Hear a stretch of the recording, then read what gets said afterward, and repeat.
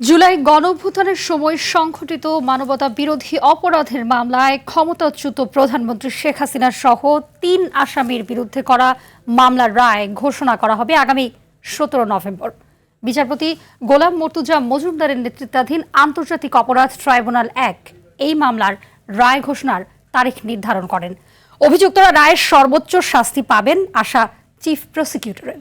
রাষ্ট্রনিযুক্ত শেখ হাসিনার আইনজীবীর আশা ট্রাইব্যুনাল আসামিদের খালাস দেবে। জি এম মাহমুদের রিপোর্টেরই বিস্তারিত।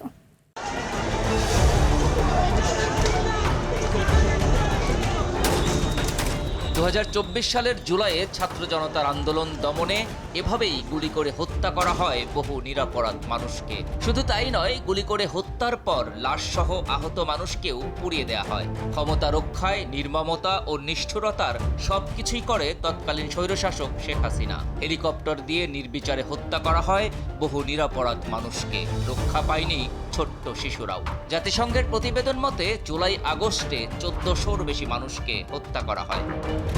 ৫ আগস্ট শেখ হাসিনা পালিয়ে গেলে অন্তর্বর্তী সরকার দায়িত্ব নেয়ার পর মারণাস্ত্র ব্যবহার করে হত্যার নির্দেশ এবং হত্যাকাণ্ড ঘটানো সহ সুনির্দিষ্ট ৫ অভিযোগে মামলা হয় পুনর্গঠিত আন্তর্জাতিক অপরাধ ট্রাইব্যুনালে। শেখ হাসিনা ছাড়াও আসামি করা হয় সাবেক স্বরাষ্ট্রমন্ত্রী আসাদুজ্জামান খান কামাল ও পুলিশের সাবেক আইজিপি চৌধুরী আব্দুল্লাহ আল মামুনকে।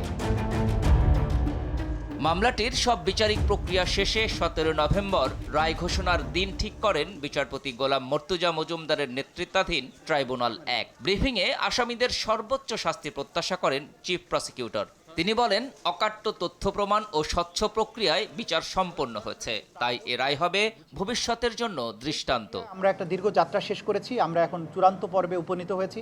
আশা করছি ইনশাআল্লাহ ১৭ নভেম্বর আদালত তার সুবিবেচনা, তার প্রজ্ঞা প্রয়োগ করবেন এবং ভবিষ্যতের জন্য এই রায়টি ইনশাআল্লাহ দৃষ্টান্ত হয়ে থাকবে তেমন একটি রায় আমরা প্রত্যাশা করছি। রায়ের তারিখ নির্ধারণ ঘিরে সহিংসতা প্রসঙ্গে চিফ প্রসিকিউটর বলেন, বাইরের কোনো ঘটনা বিচারে প্রভাব ফেলবে না। বিভিন্ন সংস্থা বাহিনীর প্রতি আমাদের আস্থা আছে।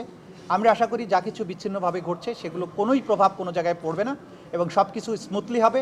এদিকে বিচারিক কার্যক্রম সুষ্ঠু হয়েছে উল্লেখ করে রাষ্ট্রনিযুক্ত আসামি পক্ষের আইনজীবী বলেন, তার মক্কেলরা উপস্থিত থাকলে মামলা পরিচালনা আরো সহজ হতো। তারা খালাস পাবেন বলে আশা তার। বিভিন্ন সময় দাঁড়িয়ে সাক্ষীর উপরেও কন্ট্রোভার্সি ক্রিয়েট হয়েছে বলে আমি বিশ্বাস করি। সবকিছু মিলিয়ে আমি বিশ্বাস করি আমার আসামিদ্বয় খালাস পাবে। দীর্ঘ ৫ মাসের বিচারিক প্রক্রিয়ার মধ্য দিয়ে রায়ের দিকে গড়ালো জুলাই হত্যাকাণ্ডের প্রথম কোনো মামলা। আর রায় ঘোষণা হলে পরিসমাপ্তি ঘটবে গণঅভ্যুত্থানের পর পুনর্গঠিত আন্তর্জাতিক অপরাধ ট্রাইব্যুনালে করা সবচেয়ে আলোচিত এই মামলাটির। জি এম মাহমুদ, আন্তর্জাতিক অপরাধ ট্রাইব্যুনাল, ঢাকা।